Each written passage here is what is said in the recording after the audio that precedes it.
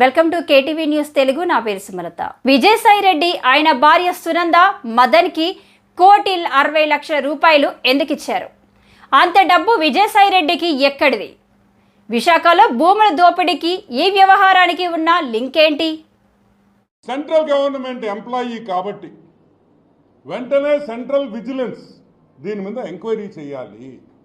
విజయసాయి రెడ్డి దగ్గర, విజయసాయి రెడ్డి ఇంట్లో Google takeout ద్వారా ఇతను నిజంగా మదన్ మోహన్ గారు అక్కడికి వెళ్ళారా లేదా, ఆయన చెప్పిన టైంలో ఆయన ఇంటికి వెళ్ళాడా లేదా, ఆయన అక్కడి నుంచి వైజాగ్ వచ్చాడా లేదా అనే పూర్తి విషయాలు ఈ ఎంక్వైరీ చేస్తే బయటకు వస్తాయి.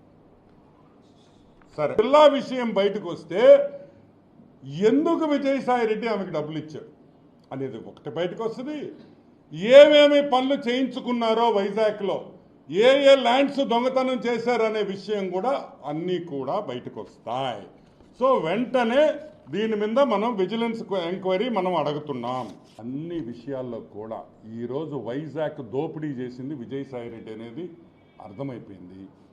₹1,60,00,000 ఇచ్చిన ఒక మెంబర్ ఆఫ్ పార్లమెంట్, చెప్తుండేది ఒక సెంట్రల్ గవర్నమెంట్ ఎంప్లాయీ, ఒక మెంబర్ ఆఫ్ పార్లమెంటు ₹1,60,00,000 ఒక సెంట్రల్ గవర్నమెంట్ ఎంప్లాయీకి ఇచ్చాడంటే అతను వెంటనే అరెస్ట్ చేయాలి. సిబిఐ ఎంక్వైరీ అడుగుతున్నాం.